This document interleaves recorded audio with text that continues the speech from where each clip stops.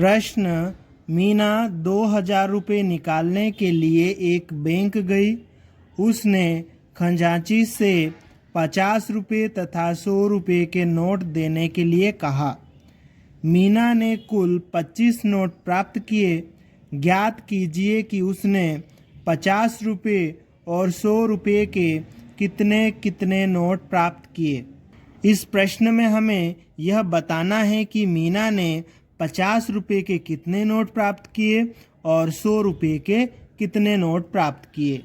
इस प्रश्न को हल करने के लिए हम लिखेंगे हल। माना कि 50 रुपये के नोटों की संख्या बराबर x तथा 100 रुपये के नोटों की संख्या बराबर y है। यहाँ पर हमें 50 रुपये के नोटों की संख्या और 100 रुपये के नोटों की संख्या कितनी है मालूम नहीं है, तो हम उसको x और y मान लेंगे और उसके बाद में लिखेंगे आप प्रश्नानुसार। इसके बाद प्रश्न का पहला स्टेटमेंट, पहला कथन पढ़ेंगे और उसके अनुसार हम यहाँ पर समीकरण बनाएंगे। लेकिन उसके पहले हम एक महत्वपूर्ण बात को समझ लेते हैं। जैसे उदाहरण के लिए 50 रुपये के नोटों की संख्या 5 है, तो उसका कुल मूल्य कितना हो जाएगा 250 रुपये। ठीक है। अगर 100 रुपये के नोटों की संख्या 3 है, तो उसका कुल मूल्य कितना हो जाएगा 300 रुपये। ठीक है। ये हम कैसे निकालेंगे? जो एक नोट का मूल्य है उसके साथ में नोटों की संख्या का गुणा करेंगे तो पूरे जो नोटों का कुल मूल्य है वो हमें मिल जाता है ना। एक बार और देख लेते हैं। नोट का जो मूल्य है उसके साथ में नोट की संख्या का गुणा करेंगे तो जितने नोट है उन सभी का मूल्य हमें मिल जाता है। ठीक है। क्या करना है? नोट के मूल्य के साथ में नोट की संख्या का गुणा करना है तो हमें क्या मिल जाएगा? कुल मूल्य मिल जाएगा। ठीक है। इस बात को हमें याद रखना है। अब हम प्रश्न का पहला स्टेटमेंट पढ़ते हैं। ठीक है। तो देखो, मीना 2000 रुपये निकालने के लिए एक बैंक गई। उसने खजांची से 50 रुपये तथा 100 रुपये के नोट देने के लिए कहा। मीना जो है 2000 रुपये निकालने के लिए बैंक गई है। ठीक है। मतलब उसने बैंक से कुल 2000 रुपये निकाले हैं। ठीक है। और वो जो 2000 रुपये निकाले हैं वो 50 रुपये और 100 रुपये के नोटों के रूप में निकाले हैं। ठीक है। तो ये प्रश्न का पहला स्टेटमेंट है। इसके अनुसार हम यहाँ पर एक समीकरण बनाएंगे। ठीक है। तो देखो, यहाँ पर 50 रुपये के नोट का मूल्य कितना होगा? 50। ठीक है। और 50 रुपये के नोटों की संख्या कितनी है? x है। ठीक है। तो 50 रुपये के नोट का मूल्य 50 रुपये के नोटों की संख्या का गुणा करेंगे तो 50 रुपये के नोटों का कुल मूल्य हमें मिल जाएगा। ठीक है। और अब देख लेते हैं 100 रुपये के नोट का मूल्य कितना होता है? 100 रुपये। ठीक है। और 100 रुपये के नोटों की संख्या कितनी है? y। ठीक है। तो 100 और y, मूल्य और नोटों की संख्या, इसका गुणा करेंगे तो नोटों का कुल मूल्य मिल जाएगा। ठीक है। और ये 50 रुपये के नोटों का कुल मूल्य और 100 रुपये के नोटों का कुल मूल्य, इन दोनों को मिलाकर मीना ने बैंक से कितने निकाले? 2000 रुपये निकाले। ठीक है। मतलब 50 रुपये के नोटों का कुल मूल्य और 100 रुपये के नोटों का कुल मूल्य मिलाकर कितना होता है? 2000 रुपये। ठीक है। अब देखो, यहाँ हम एक चीज़ कर सकते हैं। ये इसमें 50 से भाग दे सकते, इसमें भी और इसमें भी। ठीक है। तो हम पूरे समीकरण में 50 का भाग देंगे। इसके लिए हम लिखेंगे दोनों पक्षों में 50 का भाग देने पर यहाँ पर 50 का भाग देंगे 1 आएगा, 1 का x के साथ में गुणा करेंगे x आ जाएगा, प्लस यहाँ पर 50 का भाग देंगे कितना आएगा 2, तो ये 2y हो जाएगा।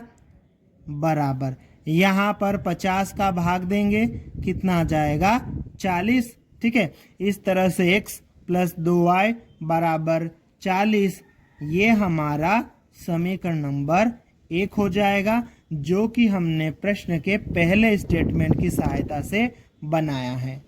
अब हम लिखेंगे पुनः प्रश्नानुसार और उसके बाद में प्रश्न का अगला स्टेटमेंट, अगला कथन पढ़ेंगे, उसके अनुसार हम दूसरा समीकरण बनाएंगे। ठीक है, तो प्रश्न का अगला स्टेटमेंट क्या है यहाँ पर हम देख लेते हैं। तो देखो, मीना ने कुल 25 नोट प्राप्त किए, है ना। अगला स्टेटमेंट क्या है, मीना ने कुल 25 नोट प्राप्त किए हैं, मतलब 50 रुपए के नोटों की संख्या और 100 रुपए के नोटों की संख्या को हम जोड़ देंगे तो टोटल कितने नोट हो जाएंगे, 25 नोट। ठीक है, तो यहाँ पर हम लिख देते हैं 50 रुपए के नोटों की संख्या हमारे पास में कितनी है, x, और 100 रुपए के नोटों की संख्या कितनी है, y। इन दोनों संख्याओं को जोड़ेंगे तो कितना आ जाएगा, 25 आ जाएगा। ठीक है, और ये हमारा इस तरह से समीकरण नंबर 2 हो जाएगा। ठीक है, जिसे हमने प्रश्न के दूसरे स्टेटमेंट से बनाया है। यहाँ पर हमने प्रश्न की सहायता से 2 समीकरण बना लिया है। अब हम क्या करेंगे, इन दोनों समीकरणों को विलोपन विधि से हल करेंगे, और जब हम विलोपन विधि से हल करते हैं तो हम किसी भी एक चर x या y को विलोपित करते हैं, और जिसको हम विलोपित करते हैं उसको हम सेम बनाते हैं।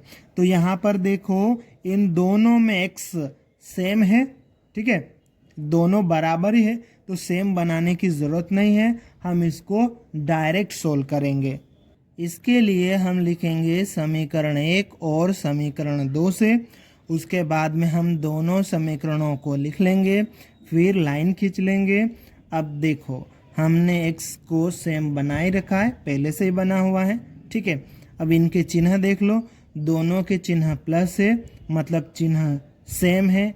जब चिन्ह सेम होते हैं तो हम नीचे वाले समीकरण के चिन्ह बदलते हैं। ठीक है, तो देखो, ये जो x है इसका चिन्ह प्लस का है तो माइनस हो जाएगा, y का चिन्ह प्लस है तो माइनस हो जाएगा, और 25 का चिन्ह प्लस है तो माइनस हो जाएगा। ठीक है, ये प्लस का x, ये माइनस का x, ये तो 0 हो जाएगा, इसको काट देंगे हम। ये 2y प्लस का और y माइनस का, 2y में से y घटाएंगे, 1y आ जाएगा, और ये बराबर का चिन्ह। उसके बाद में 40 में से 25 घटाएंगे तो कितना आ जाएगा, 15। ठीक है, इस प्रकार हमें y का मान यहाँ पर मिल गया है। अब y के इस मान को हम समीकरण 1 या 2 दोनों में से किसी भी एक समीकरण में रख सकते हैं। समीकरण 2 थोड़ा सा सरल है, आसान है, तो y का मान हम समीकरण 2 में रखेंगे। इसके लिए हम लिखेंगे y का मान समीकरण 2 में रखने पर, और उसके बाद में समीकरण 2 को हम लिख लेंगे। अब समीकरण 2 में इस y की जगह पर y का मान हम 15 रखेंगे। ठीक है, ये बराबर 25। फिर यहाँ पर हमें x का मान निकालना है, तो हम 15 को बराबर के चिन्ह के इधर से उधर भेजेंगे। ठीक है, तो x तो इधर ही रहेगा, x बराबर ये 25 है, 15 इधर से बराबर के चिन्ह के उधर जाएगा तो माइनस का हो जाएगा। अब x की जगह पर x आ जाएगा, बराबर 25 में से 15 घटाएंगे, कितना जाएगा, 10। ठीक है, इस प्रकार से हमें x और y का मान मिल गया। ठीक है, x और y को ही हमने 50 रुपए के नोटों की संख्या और 100 रुपए की नोटों की संख्या माना था।